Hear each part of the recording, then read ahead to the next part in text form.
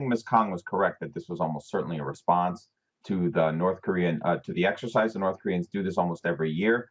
Missiles have become a good way in the last 10 years or so for the North Koreans to express their displeasure. We've seen these kinds of launches before from the west coast of North Korea towards Japan. This is not terribly surprising. The North Koreans have a missile program; they need to test it, and this is a nice opportunity for them to do so. They can send a geopolitical signal at the same time.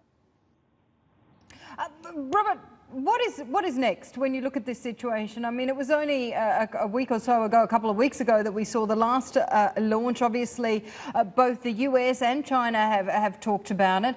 Some have said that this is simply bad manners by North Korea because, you know, they did have a friendship with China, and this has happened on the first couple of days of the NPC. I mean, what happens next? At what point is more concrete action going to be taken by global powers?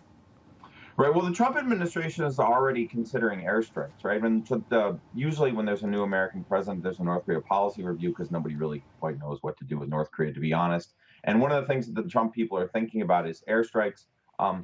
That's a possibility. I mean, if the North Koreans actually do get to the point where they genuinely have an ICBM and they can strike the continental United States, I genuinely wonder if the Americans would tolerate that and not hit North Korea. Before then, I'm really not sure what else you can do. I mean, you know, we sanction North Korea, of course, but the Chinese don't really follow through on the sanctions, which is one of the ways that North Koreans get things like the fuel and the technology necessary for these missile launches. I think the other alternative, the best alternative to my mind, is more missile defense. That means THAAD, terminal high altitude area defense, is a big issue in South Korea. But South Korea and Japan need to be able to build a roof, for lack of a better word. They need the Patriots, they need THAAD in order to block this stuff. I'm not really sure what the other alternatives are. I mean, striking North Korea is very dangerous.